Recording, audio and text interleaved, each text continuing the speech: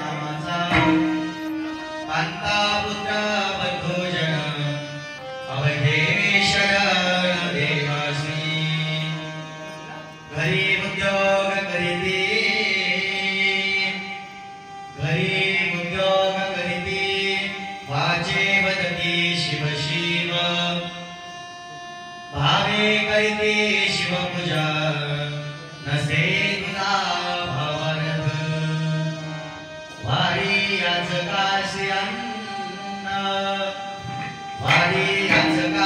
अन्न करी भोजन अवश्य कांता पुत्र बंधुजन अवधेश्वर देवशी मन्मथासी सेवा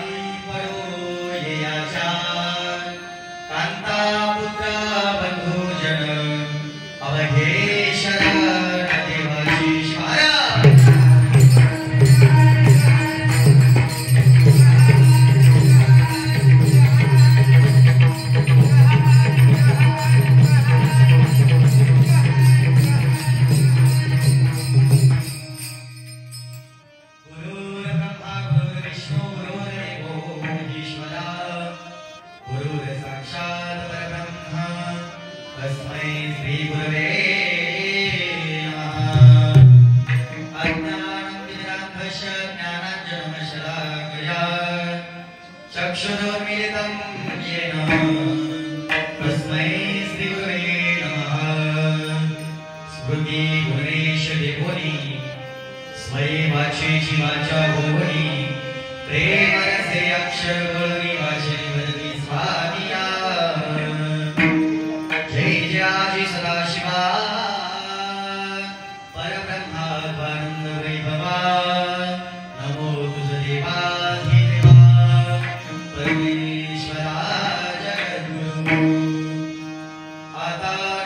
शक्ति जी जगन्माता पार्वती आज्ञा जना उत्तम गती जी अनुग्रह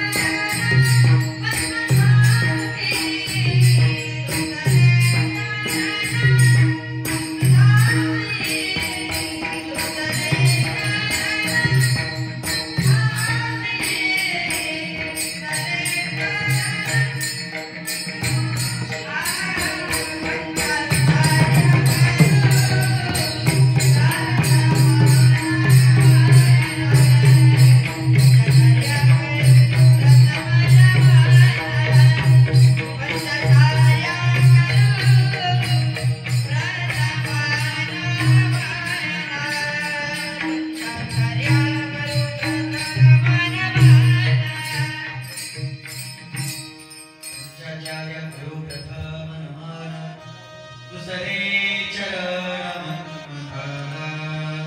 प्रस्तुत प्राप्त प्रसंगी प्राप्त स्थळी पुण्यभूमी पावनभूमी शिवक्षेत्र अनेक साधू संतांच्या स्पर्शाने पावन झाली ही उदगीर भूमी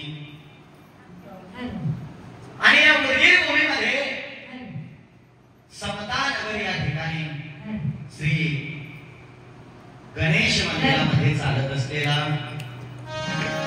गेल्या 26 वर्षापासून चालत असलेला हा अखंड श्रीनाम सप्ताह व परमर्ष पारायण सोहळा आणि या अखंड श्रीनाम सप्त्यातील आजचा 5वा दिवस आणि या 5व्या दिवसाची कीर्तन रूपे वाक्य पुष्प शिवाजी माझ्यासारख्या पामराकडे देखील सर्व संभक्तम वेळ मिळून संयोजक आयोजक सर्व कार्यकर्त्यांना मिळून माझ्याकडे ही 5व्या दिवसाची कीर्तन रूपे वाक्य पुष्प शिवा दिली त्याबद्दल मी माझं खरंच परम भाग्य समजतो आणि कीर्तनाकडे वळत असताना अनंत कोटी ब्रह्मांडाचा नाही विश्वास असणारा अधिपती ब्रह्मांडाचा पालनकर्ता ब्रह्मांडाचा निर्माता आशुतोष भगवान शिव परमात्म्याला हृदयामध्ये स्मरण करून आदि जगन्माता माता पार्वती यांना वंदन करून शिवाच्या पंचमुखापासून उत्पत्ती झालेल्या जगद्गुरु रेणुकाजी पंचाचार्यांना कोटी कोटी नमन करून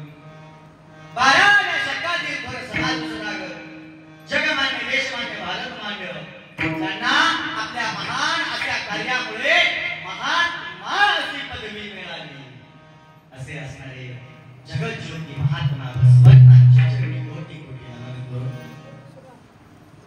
16व्या शतकातील महान संत शिरोमणी शिवयोगी मी प्रत्येक ठिकाणी सांगत असतो प्रत्येक कीर्तनामध्ये सांगत असतो बाबांनो हा आपला धर्म प्रत्येक 400 वर्षाच्या नंतर या आपल्या धर्माला थोडी ग्लानी येते आहे आपण हे देवाला मान्य नसल्यामुळे प्रत्येक 400 वर्षाच्या नंतर एक युग पुरुषाचा जन्म आहे आणि आपला धर्म अखंडितपणे चालू आहे इसवी सन 9व्या शतकामध्ये प्रसिद्ध गुरु माऊलींचा जन्म आहे इसवी सन 12व्या शतकामध्ये माझ्या महात्मा बसवेश्वरांनी क्रांती केली सगळ्यांना दाखवून दिला बाबांनो आपला धर्म हाय गळ्यामध्ये इष्टलिंग कपाळावरती विभूती हा आमचा धर्म आहे महात्मा बसवेश्वरांनी दाखवून दिलं थोड्या दिवसांनी आम्हाला हे विसर करायला लागला देवाला मान्य नसल्यामुळं माझ्या मनमत माऊलींना अवतार घ्यावा लागला आणि मनमत माऊली प्रत्येकाला सांगायला लागले काय करा निजू नका निजू नका निजू नका निजू नका जागा नका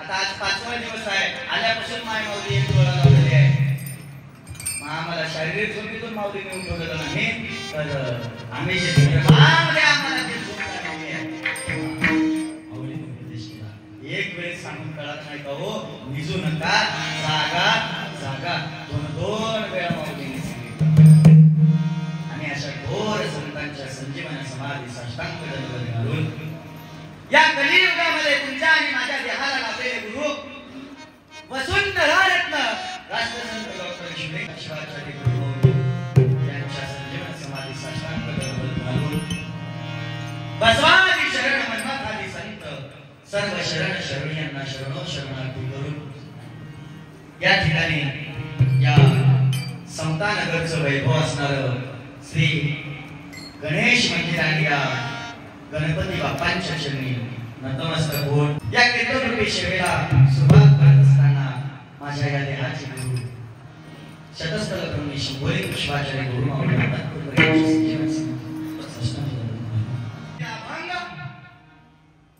शिवसंत श्री संत ज्यांना आपल्या कार्यामुळे संत शिरोमणी अशी पदवी मिळाली. शिरोमणी या शब्दाचा अर्थ आहे सगळ्यात वरचा. आम्ही माळ लोळतो, माळ रुद्राक्षाची माळ लोळत असताना किती माळ कोणी 108 109 घालू शकत आणि 107 ही करू शकत नाही. जेव्हा आम्ही माळ लोळत असतो तेव्हा 107 म्हणे आम्ही बोलतो आणि 8वा म्हणे 108वा म्हणे आम्ही कुठं बोलतो. दोन्ही पद एका जागी करून त्याला म्हणतात शिरोमणी. शिरोमणी या शब्दाचा अर्थ सगळ्या म्हणून मनमत माऊली सांगितलं. मनमत माऊलींना ही पदवी कोणी दिली आहे. जेव्हा मनमत माऊलींनी शिखरावर शिखरापाशी पदयात्रा करत असताना पायी जात असताना पंढरपूरच्या वाळवंटामध्ये माझ्या मनमत माऊलींनी कीर्तन केलं. शिवतोची देव येरते सेवक विष्णू ब्रह्मारी सुदासु. आणि मनमत माऊलींनी सगळ्यांना दाखवून दिलं बाबांनो तुम्ही विठ्ठलाचं दर्शन घेतलंय पण विठ्ठलाच्या डोक्यावर असणाऱ्या शिवलिंगाचं दर्शन घेतलंय का. शिवलिंग सर्वांना दाखवून दिलं आणि म्हणून तेथील सर्व वारकरी संप्रदाय मिळून माझ्या मनमत माऊलींना एक पदवी दिली. ती पदवी म्हणजे शिरोमणी पदवी आहे. आणि अशा सर्व संतांचा राजा असणारा माझा मनमत माऊली यांच्या मुखातून निघालेला 6 चरणाचा या मानवी देहाला उपदेश करणारा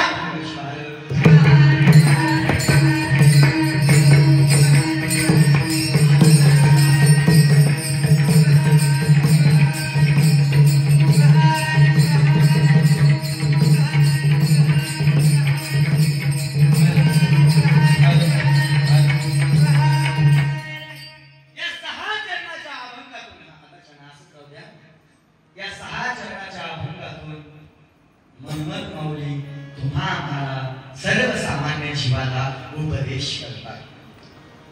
आता प्रश्न असा आहे उपदेश म्हणजे काय.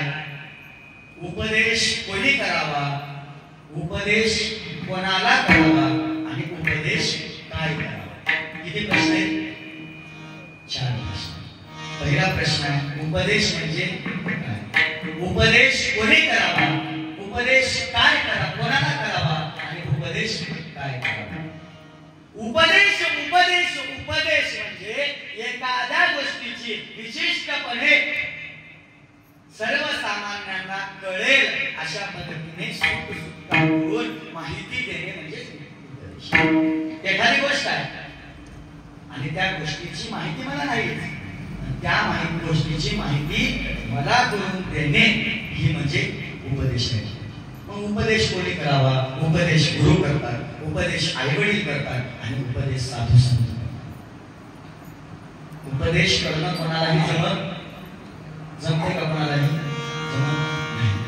आणि माझ्यासारखा तुमच्यासारखा सर्वसामान्य जर कोणाला उपदेश करण्यासाठी गेला तर अवघड होऊन बसते. कसं एका मायमाऊलीला 10 लाखाची लॉटरी लागली.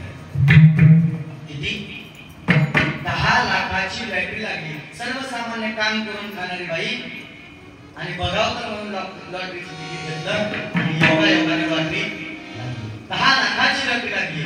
मग त्या लॉटरीचं तिकीट घेऊन गावातल्या सरपंचाकडे गेले आणि म्हणजे हे अमुक अमुक नावाची बाई आहे आणि त्या महिलेला त्या बाईला 10 लाखाची लॉटरी लागलेली आहे आणि तुम्ही काय करा. त्या महिलेला जाऊन सांगा. सरपंचाने विचार केला रोज काम करून खाणारी बाई आहे, रोज रोजाला गेल्याशिवाय पैसे भरत नाही आणि हिला जर सांगितलं 10 लाखाची लॉटरी लागली जीव देईल की अचानक जर कोणी 10 लाखाची लॉटरी लागली म्हणून सांगितलं जीव देईल. सरपंचांनी काय केलं, सरपंचांनी गावात माझ्या सकाळी जास्त बोलणारा महाराज आणि त्या महाराजाला म्हणलं, महाराज तुम्ही काय करा, या महिलेला जाऊन म्हणून सांगा, उपदेश करा. माझ्यासारख्या महाराजाला निघाला माय, माझ्यासारख्या महाराज एक गरीब सर्वसामान्य महाराज होता आणि निघाला त्या गरीब असणाऱ्या ज्या महिलेला लॉटरी लागली त्या महिलेच्या घरी गेला आणि त्या महिलेला म्हणायला लागला, अक्का या की महाराज या माय, कधी नाही माझ्या घरला आला. तुमच्यासारख्या साधू संतांचे पावलं माझ्या घरला लागणे म्हणजे माझं काहीतरी भाग्य नशीब. बायकांना लय हौस आहे.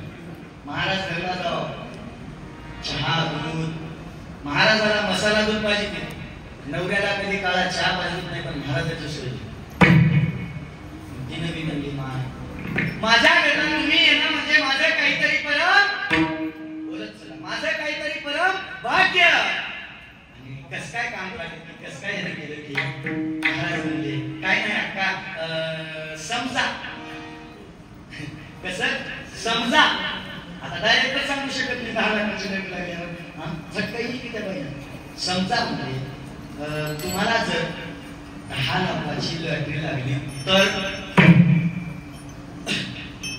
बाई महाराज, मला जर 10 लाखाची लॉटरी लागली तर 5 लाख तुम्हाला महाराजच मिळाले. काय सांगत होतो, उपदेश. उपदेश करणं कोणालाही जमत नाही, मग उपदेश कोण करावं, उपदेश गुरुनं करावं, उपदेश आई वडिलांनी करावं, उपदेश साधू संतांनी करावं. म्हणून मनमत माऊली आजच्या आपण उपदेश. तिसरा प्रश्न, उपदेश काय करावं, उपदेश काय करावं.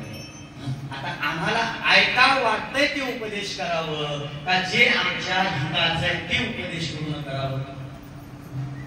आम्ही गुरु करून घेतो, आम्ही गुरुकडे जातो, आम्ही गुरुच्या पाया पडतो आणि आम्ही गुरुला हात दाखवतो, देवा गुरु माझं नंतर बरंच होणार गेलं बघा, गुरुनं आम्हाला हा उपदेश करावा का. आम्ही गुरुकडे जातो, गुरुदेवा मला लेकरू बाळच होणार गेले, हे उपदेश गुरुनं करावं का. नाही म्हणजे महाराज, उपदेश काय करावं, ज्या उपदेशानं सर्वसामान्य हा देव रूपात जाईल तो उपदेश गुरुनं साधून संतांना आई वडिलांनी करावा. आई वडिलांनी लेकरावर काय उपदेश करावा, काय संस्कार करावे महाराज. सकाळी उठा मोबाईल घेऊन बसा, उपदेश सांगावं का आई वडिलांनी. पूर्वीच्या आई वडील कसे होते, लेकराला अन्न चारत असताना, लेकराला जेवण चारत असताना देखील गोव्या गावून जेवायला चालायचे, देवाचं नामचिंतन करत जेवण चालायचे. एवढंच नाही तर एखादं लेकरू जेवण जरी नसलं तरी एखाद्या ताटामध्ये घास करायचे, हे घास तुझ्या आत्याचं, हे घास तुझ्या पप्पाचं, हे घास तुझ्या मामीचं, हे घास तुझ्या मामीचं म्हणायचे. बरोबर आहे ना, बरोबर आहे की नाही. असं उभं दक्षिणाकडे रूप ठेवल्याने बसत नका बरं. माझ्या कीर्तनात मला बोलावं लागतं, एकटंच मी बुद्ध घेतल्या मी बोलावं, तुम्ही उभं असं नका बोलत चला. माझी भाषा तर तुम्हाला कळली काय, मी काय आमच्याच नाही उद्योग तालुक्यातलाच. माझी भाषा सगळ्यात महत्वाचं आहे, महाराजाची भाषा कळली. एकमेकांशी संवाद साधत असताना भाषा कळावी, आणि भाषा जर कळाली नसलं तर विघ्न घडते. काही जणांना विघ्न माहित आहे तरी पण सांगून जातो, तेलंगणा साईडची नवरी आणि उदगीरकडचा नवरा दोघांचं लग्न, उदगीरकडचा नवरदेव तेलंगणा साईडची लग्न ठरलं. नवरदेवाची आजी होती कशी, बसायचंच नाही, हिनं असं केली तिनं तसं केली, बसायचंच नाही. हिचं घराणं तिला, तिचं घराणं तिला, सारखं नारद मुली. लग्न ठरलं योगायोगानं, लग्नाचा दिवस आला. आजी ज्ञान, आजी कशी आहे नवरदेवाची, आजी कशी आहे नवरदेवाची, आणि नवरी पण कधी आहे मग योगानं विवाह ठरला, तारीख ठरली. विवाहाच्या दिवशी, लग्नाच्या दिवशी जमा झाले. लग्नही लागलं आणि योग आला. टाइम झाला. कशाचा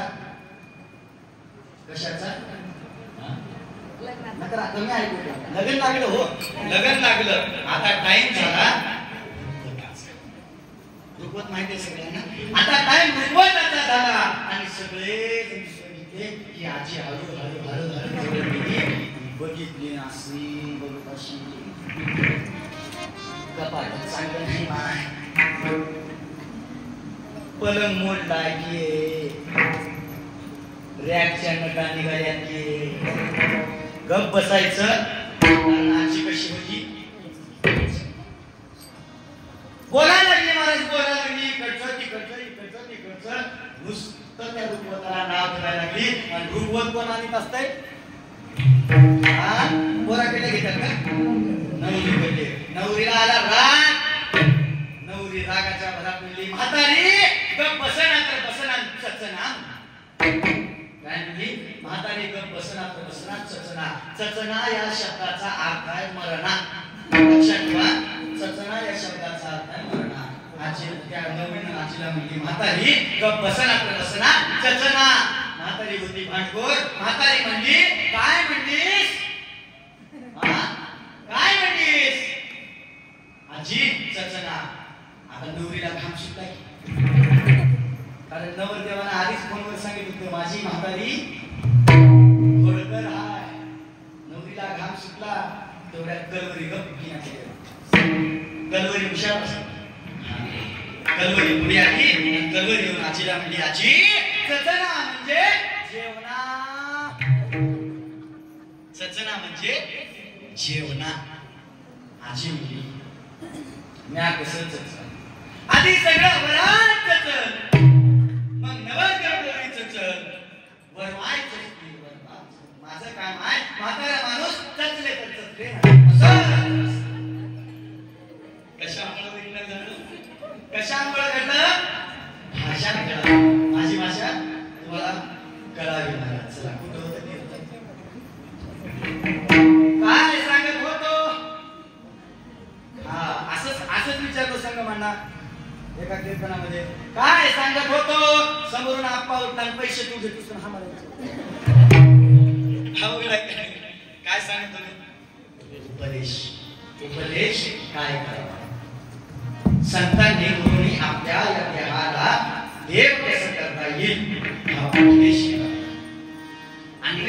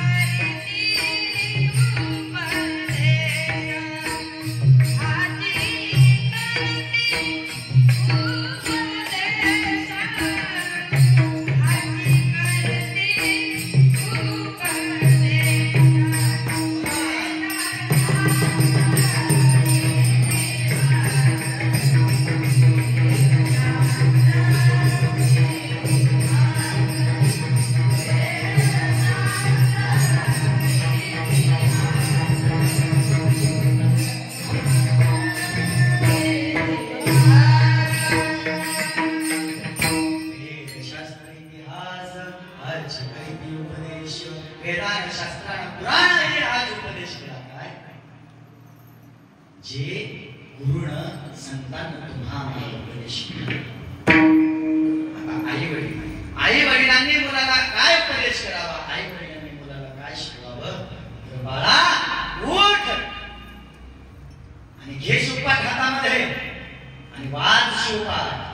जा त्या समतानगर मध्ये गणेश मंदिरामध्ये समता चढवाय आणि जाऊन तिथं पारायणला बस, परमेश्वर वाच. उपदेश आई वडिलांनी करावा. नाहीतर आमची आई सांगत होतो मी सांगत सांगत राहून गेलं. पूर्वीची आई एकाच काकाचं एकाच मामाचं म्हणून चालायची आणि आताची आई लेकरू जर खायला गेली की सरळ सरळ सरळ सरळ मोबाईल. एका गावामध्ये कीर्तनाला गेलो, 2च वर्षाचं लेकरू होतं. मी गेल्यापासून कीर्तनाच्या टाइम होईपर्यंत मोबाईल घेऊन बसलोय. मी त्या आईला म्हणलो, आई एवढं लेकराला मोबाईल देऊ जाऊ नका, एवढं 2 तास जरी मी तुमच्या घरी आलो 2 तास मोबाईल घेऊन बसलाय. म्हणली महाराज ऐकत 2 वर्षाचं ऐकत नाही, 2च वर्षाचं ऐकत अवघड झालं महाराज. आईनं वडिलांनी लेकरावरती चांगले संस्कार करावे का, तर मुळी बाप होतात नाही. आणि तेव्हा आईनं वडिलांनी उपदेश करावा, लेकरांमध्ये चांगला उपदेश करावा. 3रा प्रश्न. आणि 4था प्रश्न आहे उपदेश कोणाला करावा, उपदेश कोणाला करावा. आता हे प्रश्न मोठे गमतीचा आहे का. हो, आणि कोणालाही उपदेश करून जमत नाही. सर्वसाधारण ज्याला काहीच कळत नाही त्याला आम्ही ज्ञानाच्या पोथ्या सांगत बसलो, काही कळत नाही.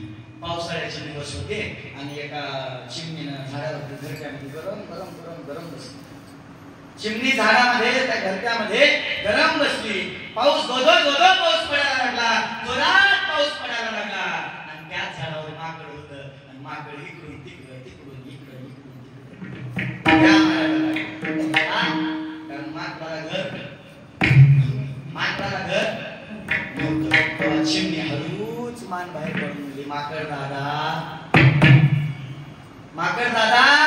तुम्ही बघा माकडाला किती बी चांगलं बोला, माकड काय माकड दादा. माकड बघितलं एक बोलच नाही, मला बोलच नाही, बोलते चिमणीला काय काय माकड दादा. काय उन्हाळाभर इकडं तिकडं इकडं तिकडं बोलत दिलास रे, एक कीर्तन सोडायला नाहीस. ह्या गावात त्या गावाला, त्या गावात ह्या गावाला, ह्या झाडावर त्या झाडावर, त्या झाडावर त्या झाडावर एक झाड सोडायला नाहीस, एक गाव सोडायला नाहीस. उन्हाळाभर बोलत दिलास. तुला घर बांधायला काय झालं. माकड ऐकत, माकड ऐकत 4 पायाचं ऐकत नाही. माकड म्हणाय तुला काय करायचं बस, काय म्हणाले तुला काय करायचं तू बस. मग चिमणी असं हळूच बघितली, मर. आता काय करते चिमणी बाकीच्या मर म्हणली. आता मर म्हणल्यावर माकडाला जगी लागेल असते, लवकर लागेल असते माकडाला. 4 पायाचं सांगलं तुम्ही काही वाईट समजू वेगळं तेच नाही. 4 पायाच्या माकडाला लवकर राग येते. माकडाला राग आला, पाऊस बंद झाला. चिमणीचं घरटं राहील का. चिमणीचं घरटं उडून टाकलं महाराज माकडाला. म्हणून उपदेश कोणाला करावा, जो उपदेश करण्याच्या लायकीचा आहे, जो उपदेश करण्याच्या बरोबरीचा आहे, उपदेश करावा. म्हणून मनमत माऊली तुम्हा आम्हाला उपदेश करतात.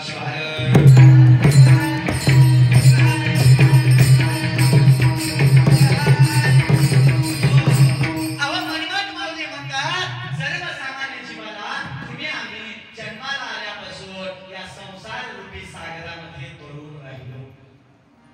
काय म्हणतात, तुम्ही आम्ही सर्वसामान्य जीव जन्माला आल्यापासून मरेपर्यंत या संसार रूपी सागरामध्ये तरत राहिलो. आम्हाला यातून बाहेर निघता आलं नाही आणि आम्ही याच्यातून बाहेर निघण्याचा प्रयत्न केला नाही. मनमत माऊली सांगतात, बाबांनो तुम्हाला जर या संसार रूपी सागरातून बाहेर निघता येत नसेल काही हरकत नाही. आजपर्यंत तुम्ही बरेच कीर्तन ऐकलं असता, माय झोप नका माय. आज तुम्ही बरेच कीर्तन ऐकलं असतात. प्रत्येक महाराज सांगितलं असेल काय संसार दुःख मूळ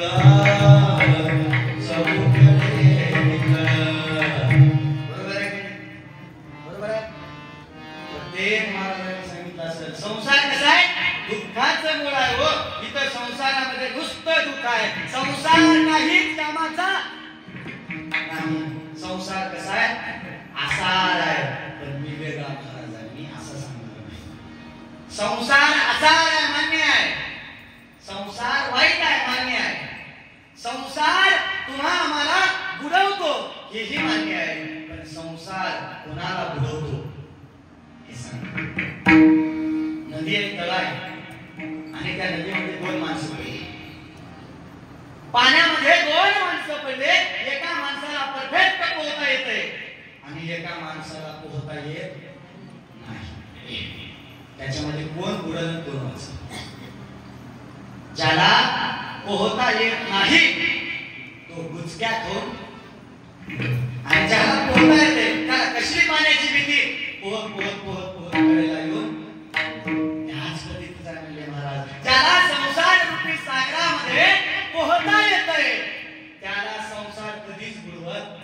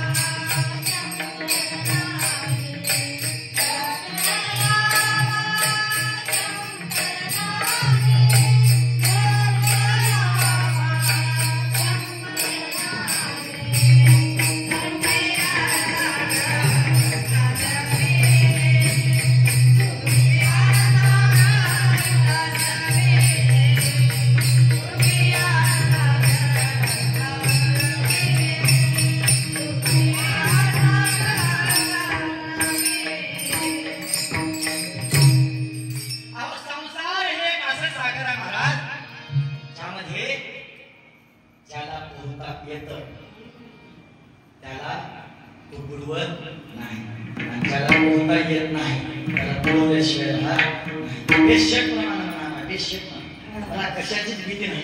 बेशक म्हणायचं लागत नसलं तरी मी बेशक म्हणायचं. मी असं कसं महाराज नाही महाराज साधू सुद्धा महाराज नाही. उगा बेशक आलं मनात का नाही मनात ठेवायचं नाही. बेशक लागत नसलं तरी मी म्हणायचं. डोक्यावरून जात असलं तरी मी फक्त एवढं ध्यान ठेवा मला पकडा यावं. पकडाय जाऊन मी पडली पकडा यायचं.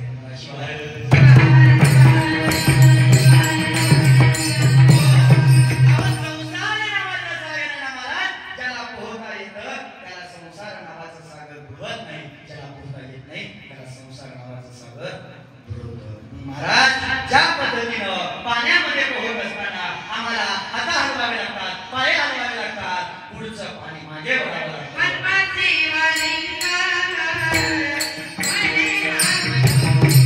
Thank you.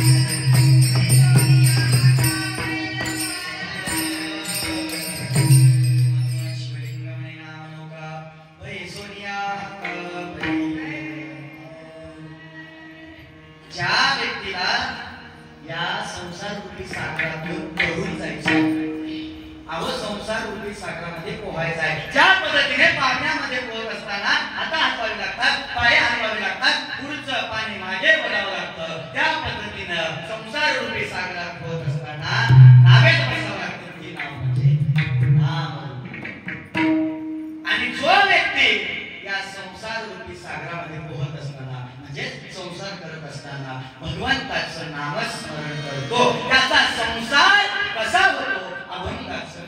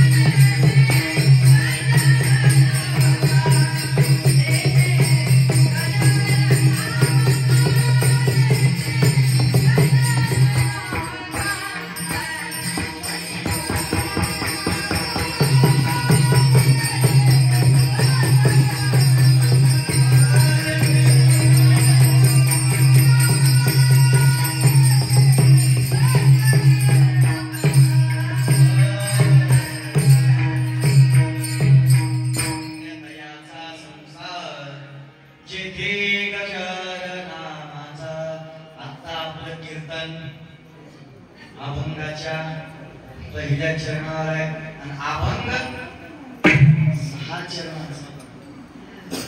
एका चरणाला एकच तास बस. एका चरणाला 1 तास. इथून पुढे 6 तास कीर्तन चालवा. जमल का?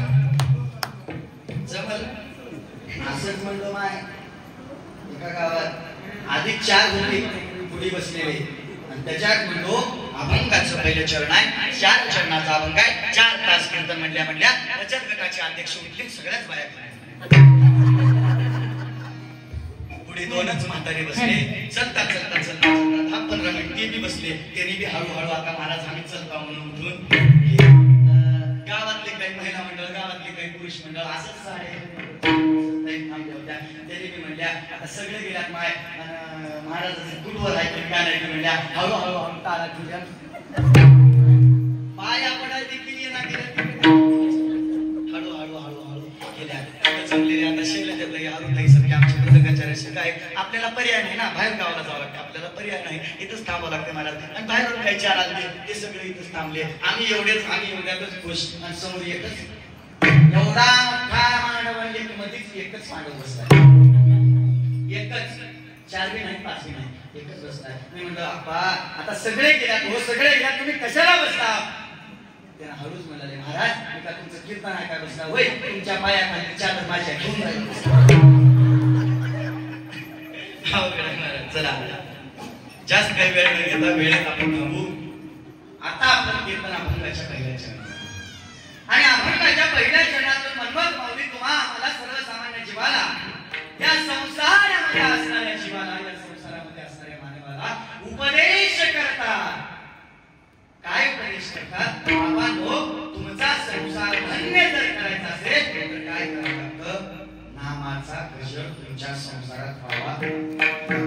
मला आता प्रश्न असा पडायला पाहिजे, महाराज मनमत माऊलीने तर संसार केलाच नाही, संसार नावाच्या भानगडीत मनमत माऊली पडलेच नाहीत. त्यांना कसा अनुभव आला महाराज? त्यांनी इतरांचं पाहिलं, इतरांचा संसार करण्याची पद्धत पाहिली आणि प्रत्येकाला सांगायला लागले, बाबांनो तुमची संसार करण्याची पद्धत चुकीची आहे. संसार वाईट, इकडे लक्ष द्या, संसार वाईट नाही, संसार मुळीच वाईट नाही. तुम्ही म्हणतो ना, आम्ही म्हणतो संसार आसार आहे, पण त्या आसार असणाऱ्या संसाराला सार करण्याची ताकद आमच्यामध्ये आहे. आसार असणाऱ्या संसाराला सारात आणण्याची ताकद आमच्यामध्ये आहे. कशी सांगतो तुम्हाला? आम्ही काय केलं, दही दूध घेतलं, त्यात मिरचण टाकलं, त्याचं दही बनलं आणि त्या दह्याला मिसळण केलं. पहिल्या मोठ्या मोठ्या दह्या व्हायच्या आणि माय माऊली गाणे म्हणत माझी आजी ताक करायची, मोठी रवी घ्यायची, दोरी लावायची आणि गाणे म्हणत ताक करायचे. महाराज 1 तास लागायचा ताक करायला. तेव्हा गाडी घातलं, थंडगार पाणी टाकायचे, ताक छान लागायचं ताक. आता तुम्हाला कीर्तन कळलं, मी सांगायच्या आधीच तुमचं सांगतो असं ना बाबा. आता मिक्सर आहे महाराज, 5 मिनिटात ताक. आसार आणि सार सांगतो तुम्हाला. आम्ही घरामध्ये दुधाचं दही केलं, दह्याचं ताक केलं आणि त्या ताकावर येणारं सार म्हणजे लोणी काढून बाजूला ठेवली. मग किती जणी इथले ताक टाकून देतात? ताक आसार आहे, ताक खालचा आहे, ताकाची काही किंमत नाही. किती जण टाकून देतात? आंबे ताक, ताक आम्ही बैलाला भाजीताव, म्हशीला भाजीताव, गाईला भाजीताव, बरोबर आहे. आणि आवड असली होती आम्ही ही ताक टाकून देतो. ताक कसा असा, ताक असाय झालं का त्यात लोणी निघून गेली म्हणून ताक आसार झालं. तसा आमचा संसार हे आसार आहे. मग त्या आसार असणाऱ्या ताकाला सार करायचं असेल तर काय करावं लागतं माहिती का तुम्हाला? त्याच्यामध्ये थोडंसं काळं टाकायचं, त्याच्यामध्ये थोडेसे जिरे टाकायचे, थोडंसं कोथिंबीर टाकायचं, मस्त पैकी फोडणी टाकायचं, झाला मठ्ठा.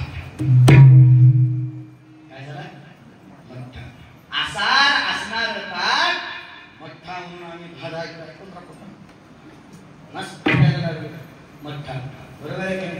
आसार टाकला आणि त्याचं रूपांतर सारात झालं. आणि तुमचा आमचा संसार आसार आहे, पण या आसार असणाऱ्या संसाराला सार रूपी जर करायचं असेल तर नाम रूपी मीठ त्या संसारामध्ये टाकावं लागतं.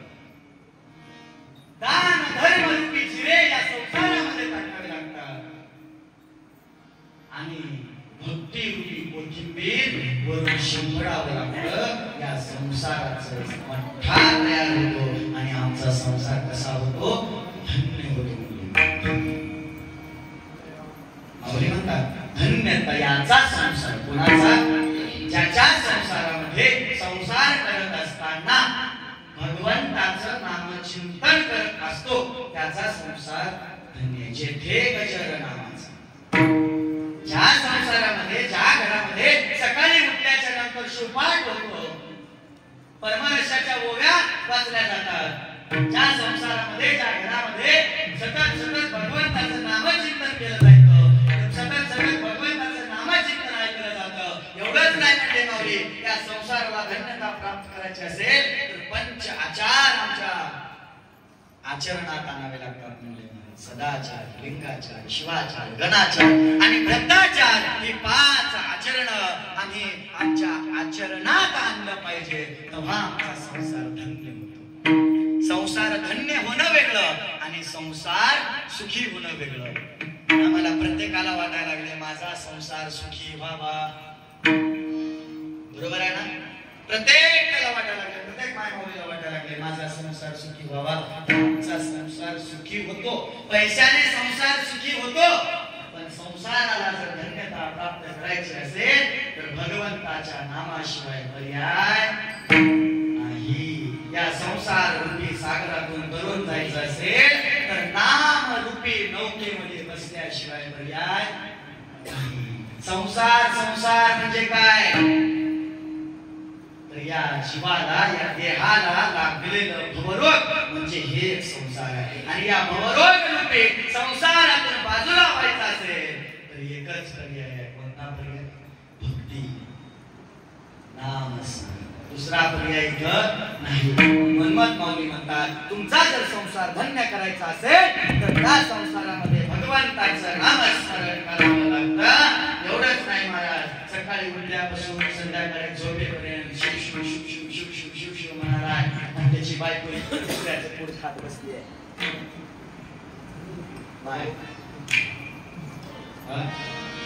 काही ठिकाणी नवरा भजनाला आला की बायको घरी राहते, काही काहीचे बायका भजनाला नवरे घरी राहतात. आता तुम्ही एवढे सगळ्या मायमावल्या तुमचे ते नीट आले की आले नाही, तुमचे आले, तुमची जोडी सोबतच आली तुमची. काय दोघांनाही आवड पाहिजे म्हणजे उद्या सकाळी उठल्यापासून शिव शिव शिव शिव शिव शिव म्हणाला बायको दुसऱ्याचे हात झाले चुकून आले. त्याचा संसार धन्य आहे का? नाही म्हणजे महाराज कुणाचा संसार धन्य आहे?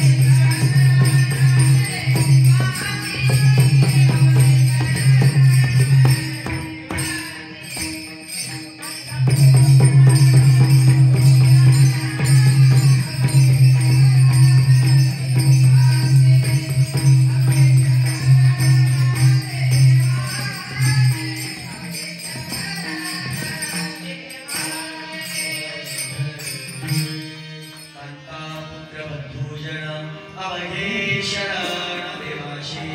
सर्वसामान्य माणसाला जर संसार धन्य करायचा असेल, आम्हाला जर संसार धन्य करायचा असेल तर एकट्यानं नामचिंतन करून जमत नाही आणि एकट्यानं परमार्थ करूनही जमत नाही. कोण कोण करावं म्हणजे महाराज? कांता पुत्र बंधुजन. कांता, एखादा माणूस जर परमार्थ करत असेल तर त्याच्या सोबत त्याच्या बायकोलाही परमार्थ करायला शिकवतो. दोघांनीही जर परमार्थ केला तर त्यांचा संसार धन्य आहे.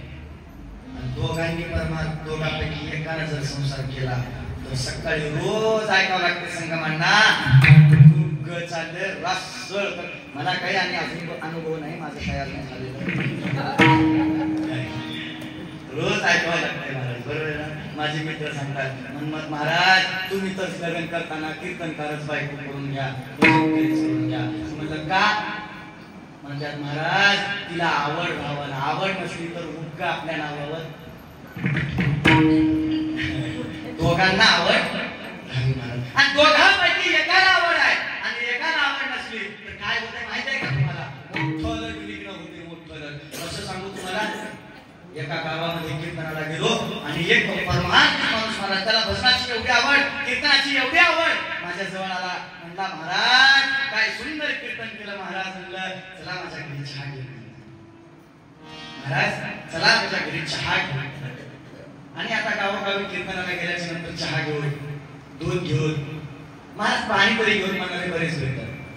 आणि आम्हाला अनुभव आहे, नमुने नमुने भेटतात. गुजरात मध्ये कीर्तनाला गेलो, तिथं टाइम 9:30 होता. 9 वाजता कीर्तन संपलं आणि 9 वाजता कीर्तन संपल्याच्या नंतर मला म्हणला महाराज चला माझ्या घरी दूध घ्यायला. तिकडली भाषा आहे. महाराज चला माझ्या घरी आपण दूध घेऊ. मी म्हणलं चला. मी म्हणलं चला. दोघं घरी गेलो आणि घरी गेल्याच्या नंतर हळूच दारा पडला. गेलो याचा घरी गेल्याच्या नंतर हळूच आवाज आपला आणि मधून ते येण्याचं पोळ घातलेलं जनावर उठलं. येण्याचं पोळ गाणं करतात तुमच्या भाषेत.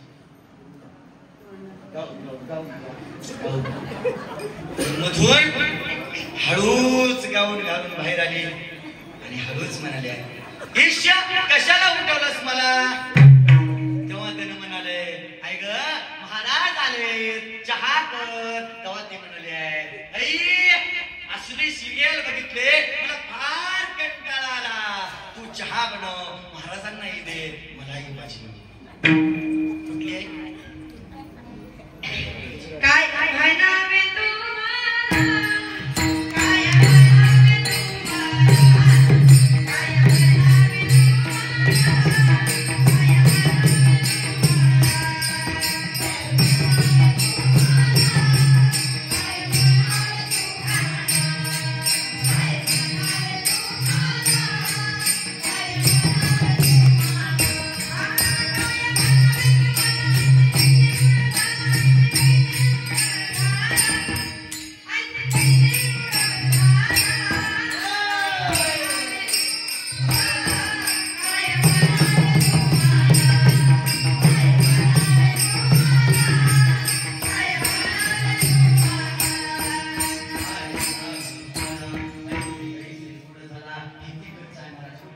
शहरी भागातली असली अवस्था आहे. आणि एखाद्याच्या खेडेगावात जावं, खेडेगावात गेल्यावर म्हणतात महाराज येता का दुधाला? आणि त्याच्या संग आम्ही दुधाला जावं. आणि त्याच्या घरी गेल्याच्या नंतर कोण कळाले तुम्हाला कीर्तन माझा काही बायको झोपलेली आणि झोपलेल्या अवस्थेत ह्यानं आवाज द्यावा. आता खेडेगावातले माणसं अजूनही बायकोचं नाव घेऊन बोलत आवाज द्यावा. तिने काही उठत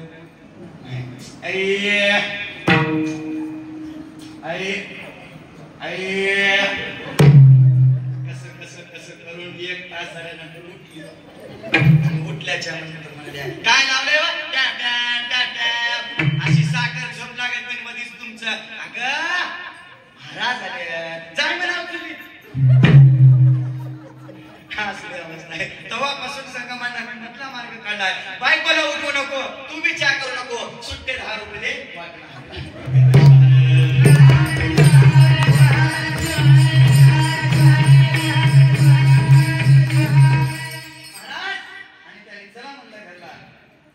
आवड आणि दोघांची आवड सांगतो महाराज. घरला चला म्हणलं, घरी गेलो आणि घरी गेल्याच्या नंतर मला खूप आवड होती महाराज. महाराजांना घरला न्यावं, चहा पाजवावं, जेवण करावं, पण घरच्यांना आवड नव्हती. आणि तिथे गेलो. घरी गेल्याच्या नंतर असं मस्त पैकी खुर्ची दिली, खुर्चीवर बसलो. आवाज दिला, अगं महाराज आले, चहा कर. मधून आवाज आला, इकडे या. रोज उठलं की सुटलं महाराजांना घरला आणणार. बघा म्हणजे साखरेचा डबा रिकामा झालाय, साखर नाही. म्हणला गर्दा करू, घरातलं भांडण घरातच, गर्दी करू, आता जाऊन साखर. निघून गेला महाराज. कुठं? दुकानाला. साखर आणण्यासाठी दुकानाला गेला. आणि ही घरात असणारी मायमाऊली माझ्याकडे आली. माझ्याकडे आली म्हणजे महाराज महाराज पाया पडली, खालीच बसली. म्हणजे आई पण बसा. नाही नाही म्हणजे महाराज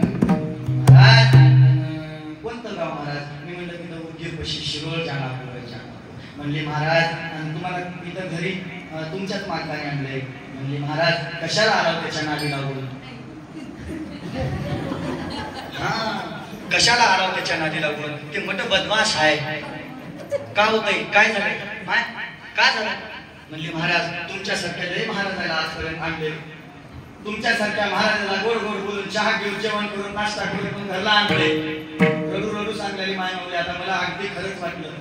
तुमच्यासारख्या महाराजाला बक्कळ महाराजाला धरू धरू, हाताला धरू धरू, धोत्राला धरू धरू घरला आणले. आणि घरी आलं काहीतरी निमित्त करून बाहेर गेले. गेलं बघा आता बाहेरून नक्कर लावून, बाहेरून नक्कर लावून येते. आणि घरी आल्या आल्या आल्या आल्या चौका महाराज चौका चौका चौका तिथं चुटकीला दोरी आहे. म्हणजे खरंच दोरी दिसली मला. शोध म्हणले चौका ते दोरी घेतय. त्या कोपऱ्यात मुसळ आहे. म्हणजे मुसळ, ते मुसळ घेते महाराज. चौका ह्या खांब्याला दोरीनं बांधते, मुसळाला बांधते. माझा जीव माय अजून या महिना शिवरात्रीचा आहे. बकोळ कीर्तन एवढे कीर्तनातून करू द्यावं. काही नाही म्हणले महाराज पर्याय आता एकच आहे, फक्त एक पर्याय. काय करा? पटकीनं तुमची बॅग घ्या. आता मी कशाला बसल करत तिथं? पटकीने बॅग घेतली आणि निघालो. चप्पल घातली. माय म्हणली महाराज आता. म्हणलं आता काय झालं? महाराज म्हणली येडे हाव का, पुढच्या दरवाजाने जाऊ नका, त्यानं लगेच येते दुकान जवळ. इथंच गेले, लगेच येते. तुम्ही काय करा, इकडे आम्ही नका, इकडून दरवाजा पाठीमागून दरवाजा काढा. चप्पल हातात घेतलं तर चप्पल घातलो आणि दुकानातून पळत बस स्टँडला, गाडीची वाट बघत पळत बस स्टँडला. आणि तेवढ्यात त्यानं साखर घेऊन आला. आणि साखर घेऊन आल्याच्या नंतर काय झालं? महाराज कोण गेले? कशाचे महाराज? काय नाही, उठलं की सुटलं महाराजांना. महाराज हाय का बदमाश आहे हे? मला म्हणतात ते पोरी द्या, ते मुसळ द्या. मी म्हणले दे ना, म्हणलं तर उठताना सकाळी इकडून पळून गेला. आता त्याला म्हणलं अगं म्हणून तू महाराजाला दोन द्यावं का नाही? तिने म्हणली कशाला देऊ? माहिती तुम्हाला विचारणार की. मग कुठे गेल्यात? आई आत्ताच गेल्यात. माहिती बस स्टँडलाच असते. त्यानं दोरी बी घेतलाय, मुसळ बी घेतलाय, पाठी मागण्याच्या डोळ्यावर महाराज मी पुढं कशामुळं? ऐका दृष्टांत संपला. हे तिकडे काय घडलं? तर नवऱ्याला आवड आहे आणि बायकोला आवड म्हणून माऊली म्हणतात कांता पुत्र बंधू चर. नवऱ्यालाही आवड असावी परमात्म्याची, बायकोलाही आवड असावी परमात्म्याची. एवढंच नाही, आपल्या मुला बाळालाही परमात्म्याची आवड असावी. आपल्या भाऊ बंधू जगांनाही कांता पुत्र बंधू जन. सर्वांनी मिळून भगवंताचं नामस्मरण करावं. सगळ्यांनी मिळून भगवंताचं चिंतन करावं. सगळ्यांनी मिळून भगवंताला शरण जावं. त्याचा संसार धन्य आहे म्हणजे महाराज. मग माय नुसतं उग सकाळी उठल्यापासून संध्याकाळी झोपेपर्यंत देवाचं नाव घेणं म्हणजे संसार धन्य आहे का? नाही म्हणजे महाराज. संसार करत करत असताना पाहिजे. घरी उद्योग करीते, घरी उद्योग करीते, घरी उद्योग करीते, घरी उद्योग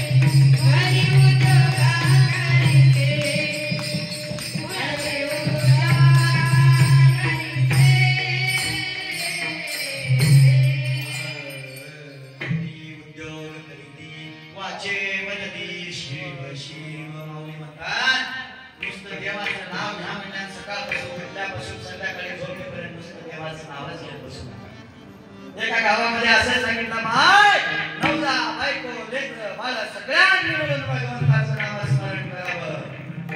दुसऱ्या दिवशी त्या गावातून मला कोणाला महाराज काय सांगितलं होतं म्हणजे काय नाही सगळ्यांनी मिळून नाव घ्यावं. एक माय माऊली घरला जाईना गेल्या महाराज रात्रपासून इथंच बसल्या देवाचं नाव असं जमते का नाही म्हणले महाराज भगवंताचं नामस्मरण करावं.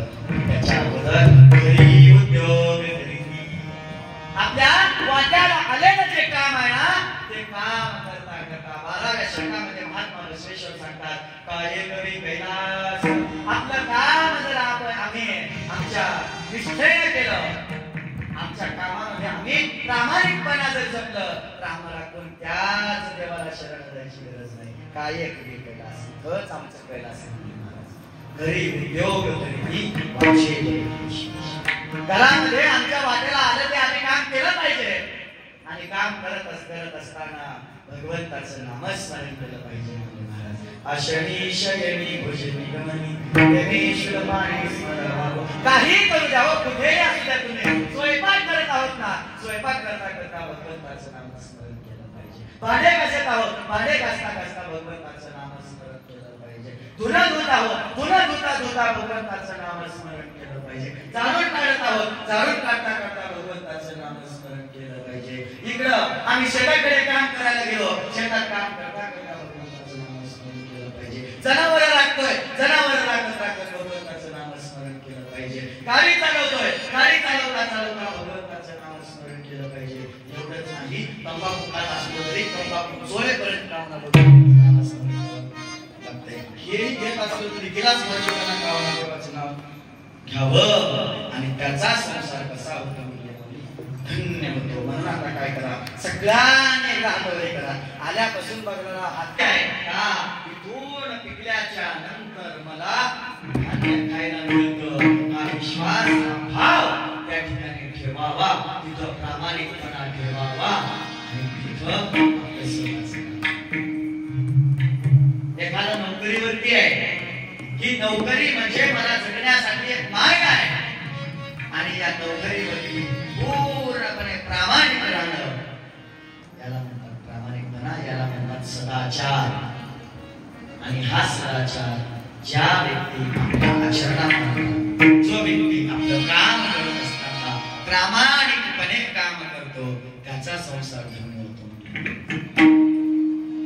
एवढं करून चालतं का महाराज देवाचं नाव घेतलं सगळ्या परिवारानं मिळून घेतलं आणि काम करता करता घेतलं तर आमचा संसार धन्य होतो का नाही म्हणले महाराज. तुमचा आमचा संसार धन्य करायचा असेल तर काय करावं लागतं भावे करीती शिव पूजा.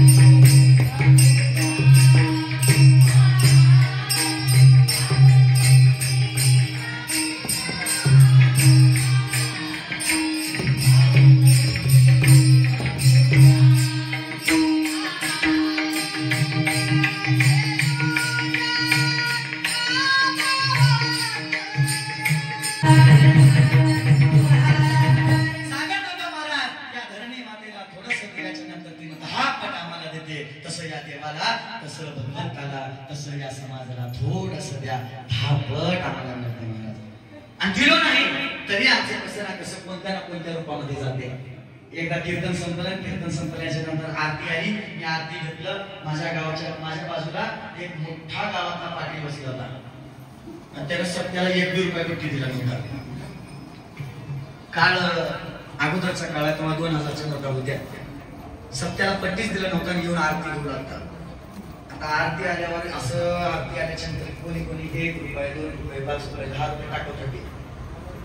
त्याला काय मन मोठं झालं म्हणलं आपण मी 1-2 रुपये टाकावं. खिशात हात घातला. खळ पैसा वाचला. चापळून 5चा बंदा आहे का, 1चा बंदा आहे का, 2चा बंदा आहे का, तेवढं बघून 1 रुपयाचा बारका बंदा बाहेर काढला आणि 1 रुपयाचा बारका बंदा आरतीत टाकला. समाधान वाटलं. आरतीत मी आज 1 रुपये टाकलं. समाधान वाटलं. वरी आलं. आणि तेवढ्यात त्याच्या मागे एक आजी होती, गरीब घराण्याची, गरीब रोज काम करून खाणारी. त्या आजीनं 2000ची नोट त्या पाटलाच्या हातात दिली. असं केली. त्या पाटलानं 2000ची नोट घेतला, आरतीत टाकलं. परेशान झालं पाटील. एवढा मोठा गावचा पाटील हा 1 रुपया आरतीत टाकला. रोज काम करून पोट भरते. 2000 रुपये 2000 रुपये आरती झाली. घरला जाता त्या मी पुढे हाव, मला बघायलाच नाही आणि माझ्या पती बोलायला मस्त पाहिजे. आजी बोल 1 रुपया टाकणारा आजी 2000ची नोट दिली. आजी म्हणाला आजी तू तर रोज काम करून खालीस, 2000 रुपये कुठल्या आरतीत टाकलीस? आजी म्हणजे तुमच्याच खिशातले पडले. काय सांगत होतो? आम्ही जर दिलं नाही तर देव महाराज म्हणून माऊली म्हणतात वाडी याच काशी तरी भोजन अवश्य.